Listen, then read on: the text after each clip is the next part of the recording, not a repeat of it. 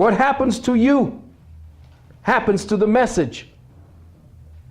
How the messenger conducts his or herself validates or vitiates the message. So if you're out there barking at one another, if you're out there trying to one-up one another, it's not going to work, because that's exactly what the enemy wants us to do. Kill ourselves. So I caution you, no, I beg you, beware of the gossips, for their weapon is the word. One final point before we actually begin. I have received several phone calls from young brothers who were familiar with my work, and they've asked me what I think of what Brother Dawood has been saying about me. Is it true? If not, why would he say that? Normally, I don't usually give poisonous rhetoric spoken about me the time of day. But since it appears to have become a distraction to the young seekers, I've decided to take 1 or 2 minutes to talk about it. The Brother Dawood that you have described to me today, young brothers, if you're listening, is not the Dawood I knew at the earlier gatherings. Yes, he was critical, with a fuck you, no holds barred attitude that cut right to the quick. But he was teaching at that time. His words awakened and enlightened. Today, they only babble and belch, invoking disdain and revulsion. Those of us who knew him when see what has happened to him, and his present tapes bear this out. Most, if not all, of his diatribe is centered in vicious gossip and antiquated, warmed-over topics not worthy of the Dawood I came to know and love. Brother Dawood is hurting, and he's hurting bad. And his pain is expressed on the tape for all to see.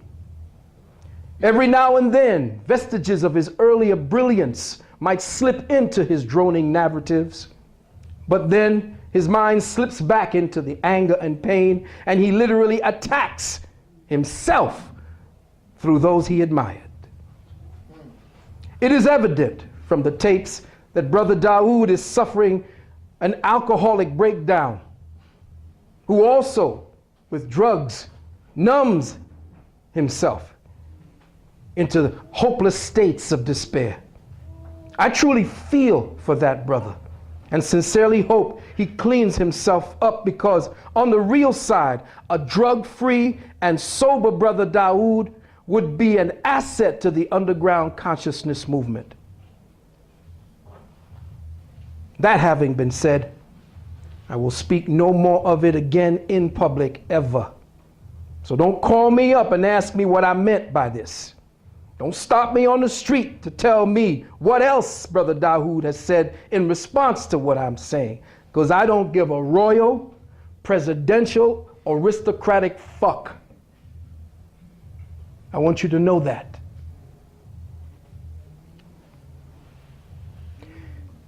Brothers and sisters, my lifelong dedication to the study and understanding of metaphysics has been primarily a quest to perfect and develop my personal powers of reasoning, to hone the capabilities of whatever biocosmic instrument operating inside my brain for the purpose of assessing the mind of the Creator. To go behind and beyond the stagnant logic of the commonplace mind, matter-of-fact reality index, into the light code photoreality or proto-reality matrix, to learn how to manipulate my molecular atomic self to ever more refined images of the Creator. I guess you could see that I somewhat slipped and took a detour in my present stage of my journey. See? Got a little bigger than it used to be. This is the reason why I chose to share with you this topic of reason and how we may achieve a harmonious and reasoning mind under this present-day reign of human violence and ignorance. This present reign of violence and ignorance is the tragic evidence of a spiritual war declared some 2,000 years ago, and we, the refugees, suffer within its perpetual aftermath that lingers like a stench that we've all become too used to. An example of this can be seen and heard in the movie Fight Club, when the psychotic schizophrenic Tyler Durden said, quote,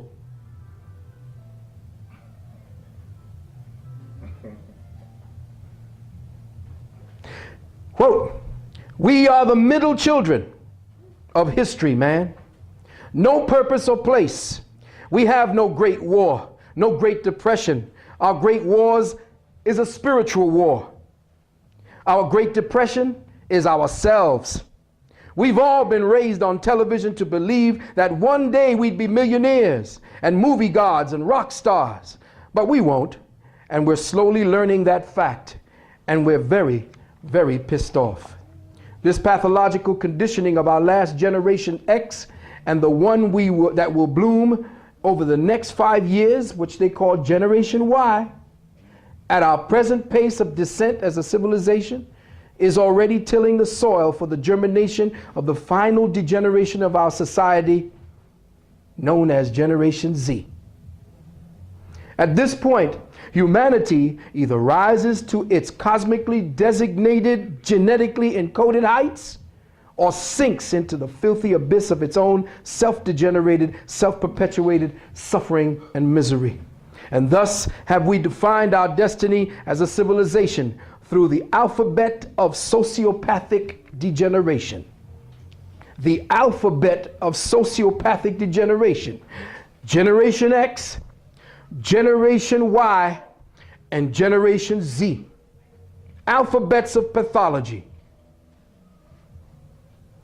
Every time they talk about Generation X, it's always about what was wrong with Generation X. They're getting ready to talk about what's wrong with Generation Y in a minute, because they're going to send them over to die and kill. At this point, we have defined our destiny as a civilization. The next question is, and the next generation, Generation Y, check it out, is the most self-absorbed generation, lost in a playland of distractions provided for them by the parasitic elite. The movie I, Robot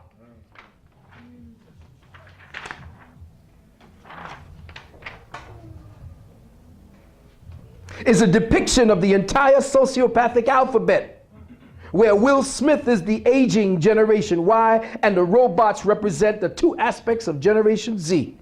Sonny, which actually was an acronym for Sony from Japan, because Sony was the first to explore artificial intelligence.